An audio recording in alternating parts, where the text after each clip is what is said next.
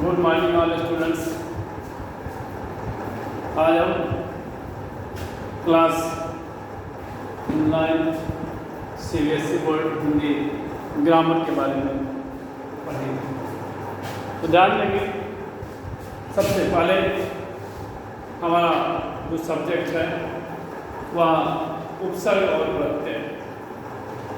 उस उपसर्ग और प्रत्यय के बारे में हम आपको बताना चाहेंगे और उम्मीद करते हैं कि आप लोग इसको पढ़कर अच्छे से जानने का प्रयास करें। सबसे ऊपर लिखा है शब्द निर्माण उपसर्ग प्रत्यय, यानी शब्दों का निर्माण हम किस प्रकार से किस बात से कर सकते हैं। तो इसका विभाग किया गया है, इसको कहते हैं उपसर्ग और प्रत्यय, दो भागों में। सबसे पहले हम उपसर्ग के बारे में पढ़ें। इस प्रकार हम कह सकते हैं कि वाक्य बनाते समय जो विभिन्न शब्दों का प्रयोग वाक्य में करते हैं, उन सब में जैसे लड़का, घोड़ा, मेष इत्यादि जो हिंदी के शब्द हैं, उन हिंदी के शब्दों के माध्यम से हम ध्वनियों का निर्माण, शब्दों की रचना ध्वनियों के संयोग से होती है। शब्दों का जो रचना होता है वह ध्वनियों के संयोग से होता है। और इस प्रकार से सबसे पहले शब्द की परिभाषा देते हुए दो बातों को ध्यान में रखना चाहिए। दो बातों के बारे में आपको बताया गया है कि शब्द भाषा की वह स्वतंत्र इकाई होती है।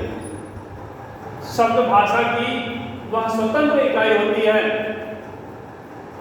अर्थात शब्दों का प्रयोग भाषा में स्वतंत्र रूप से किया जाता है। भाषा में स्वतंत्र रूप से किया जाता है, ना कि उसमें किसी प्रकार का दबाव होता है। जैसे मेज, कुर्सी, कलम या सारे शब्द जो सभी हिंदी के शब्द हैं, या स्वतंत्र होने के कारण ही इनको शब्दकोश में स्थान दिया जाता है। शब्दकोश यानी कोश अर्थात डिक्शनरी में इन्हें स्थान दिया जाता है, और शब्दों के अर्थ का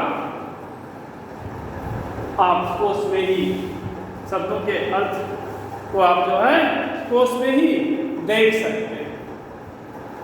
नंबर 2, इस शब्द भाषा की सार्थक इकाई है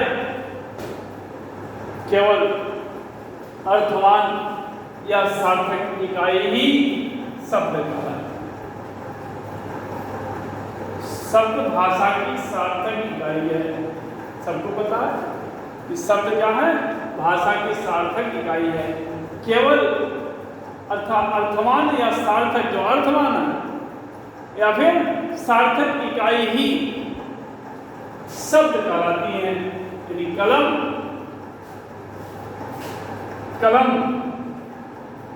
और कलम में गुड्डा है, सॉरी, या कलम और कमल है जो गलती से लिखा गया है, इसलिए या कलम और इसको कमल बना देते हैं। तो जैसे कलम तथा कमल तो हिंदी के शब्द हैं। कलम तथा कमल दोनों क्या है? हिंदी के शब्द हैं, क्योंकि ये दोनों ही सार्थक, दोनों शब्द क्या हैं? सार्थक हैं। चाहे आप कलम कहिए और कमल कहिए, दोनों का अपने अपने स्थान पर क्या है? सम्मान उनका अर्थ है। तो दोनों ही सार्थक शब्द हैं, पर मकल और नकल शब्द नहीं, यानी भले ही उन्हीं ध्वनियों से वह उच्चारित हो रहे हैं, उनका हम प्रयोग कर रहे हैं, लेकिन फिर भी वह क्या है? सार्थक शब्द नहीं है। सार्थक शब्द ना होने के कारण वह क्या है? शब्द का उच्चारण जरूर कर ले रहे हैं, परंतु वह सार्थक शब्द नहीं है। इसलिए शब्द का जो निर्माण का प्रक्रिया है, शब्द निर्माण की प्रक्रिया मुख्य रूप से 3 प्रकार से होती है। शब्द निर्माण की प्रक्रिया को आप मुख्य रूप से 3 प्रकार से कर सकते हैं। सबसे पहले हम उपसर्गों के द्वारा शब्द निर्माण की प्रक्रिया करते हैं। सबसे पहले हम उपसर्गों के द्वारा शब्द निर्माण की प्रक्रिया करते हैं। जैसे अन और आदर, तो बात में क्या किया, इसको ऊपर लिख देते हैं, लिख देते हैं क्या, अनादर। तो अन क्या है, उपसर्ग है। अन क्या है, उपसर्ग है।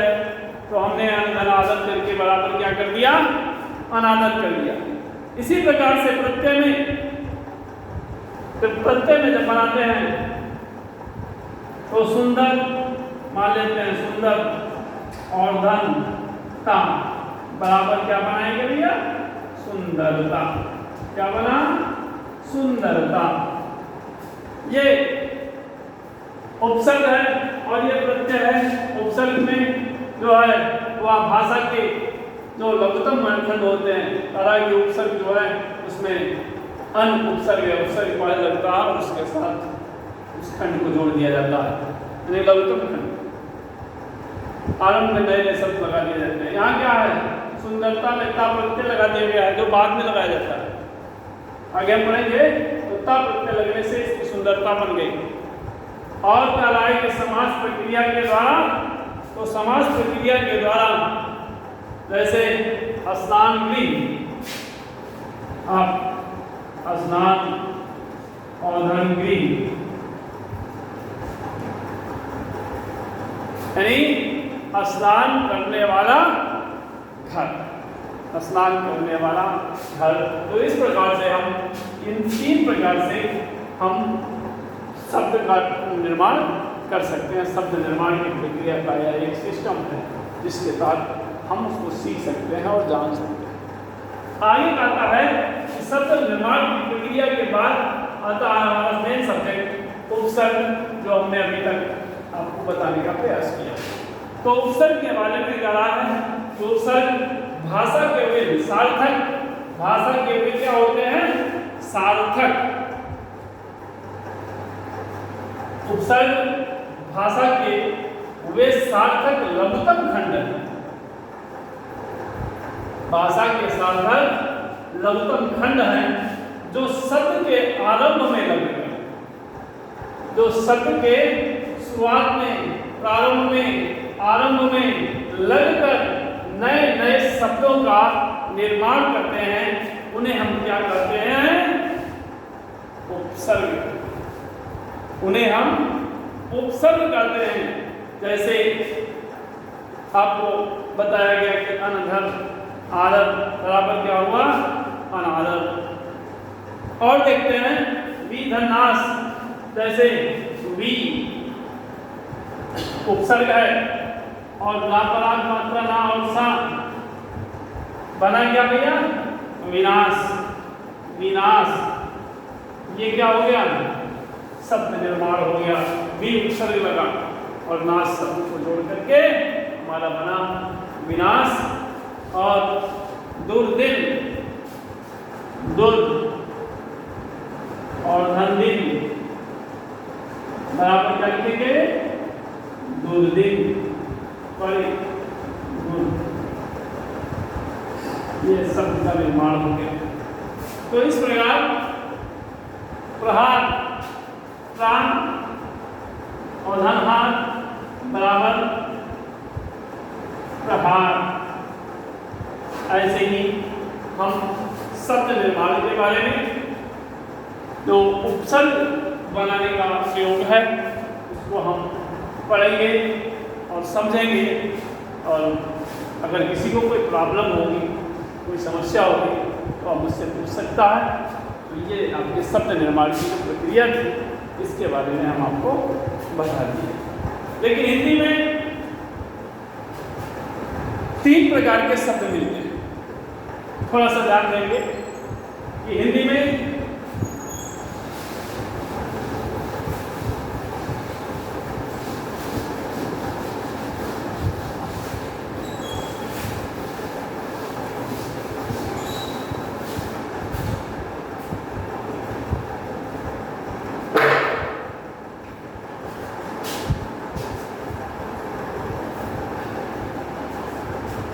हिंदी में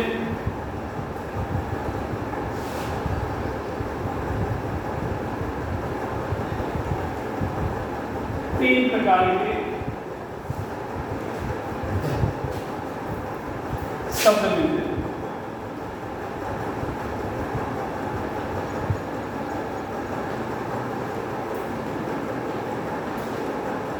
कितने प्रकार के? तीन प्रकार के शब्द मिलते हैं। तत्सम तद्भव, तत्सम तद्भव, तत्सम तद्भव तथा अन्य भाषाओं से तथा अन्य भाषाओं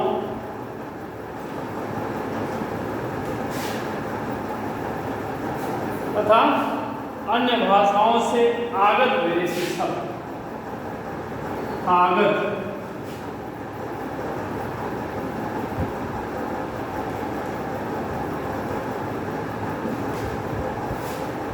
ये हिंदी में तो तीन प्रकार के शब्द मिलते हैं, तत्सम तद्भव तथा अन्य भाषाओं से आगत विदेशी शब्द होते हैं। ऐसे में इन तीनों की कोटियों के शब्दों में इन तीनों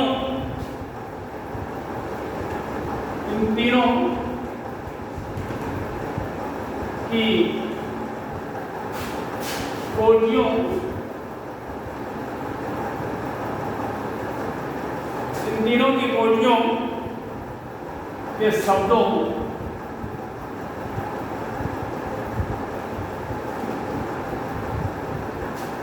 में मूल शब्द मूल शब्द भी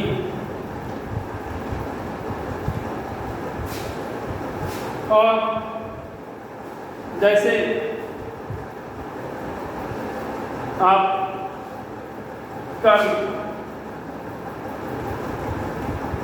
कर्म है तो तत्सम कर्म है, तत्सम काम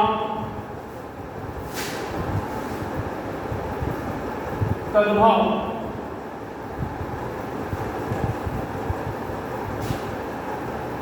तथा ईमान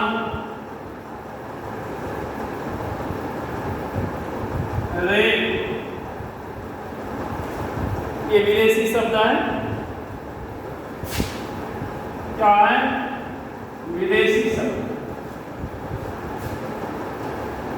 यौगिक या व्युत्पन्न शब्द भी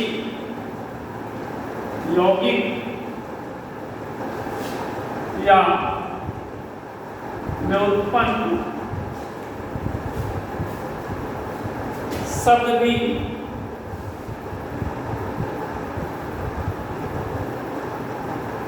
जो मूल शब्दों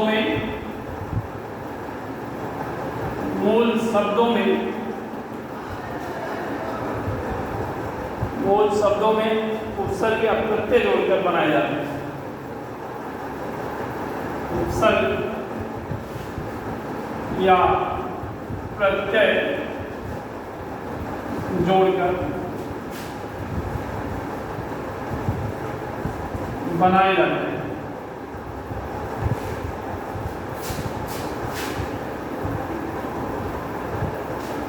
इस प्रकार से इस दृष्टि से हिंदी में तीनों ही प्रकार के उपसर्ग प्राप्त होते हैं। हिंदी में तीनों प्रकार के उपसर्ग प्राप्त होते हैं, जिसको हम जानना हमारा कर्तव्य होता है। और फिर से देख लें कि हिंदी में तीन प्रकार के शब्द मिलते हैं, तत्सम तद्भव और विदेशी या अन्य भाषाओं से आगत विदेशी शब्द। इन तीनों की कोटियों के शब्दों में मूल शब्द भी है। जैसे कर्म है वह तत्सम है और काम है तो वह तद्भव है। तो कर्म क्या है? तत्सम है, और काम क्या है? तद्भव है। और इस प्रकार जो अन्य भाषाओं से आगे विदेशी शब्द है वह विमान है। विमान है अर्थात विमान और रेल है, और इसे हम विदेशी कहते हैं। यौगिक या व्युत्पन्न शब्द भी जो मूल शब्दों के उपसर्ग या प्रत्यय को जोड़कर बनाए जाते हैं। इस प्रकार से ये उपसर्ग के बारे में जो मुझे आपको थोड़ा बहुत बताना था, आज हम यहीं तक आपको बताएंगे, और शेष अगले वीडियो में हम आपको बताने का प्रयास करेंगे। थैंक यू भैया। क्या हाल है बाबू? ठीक।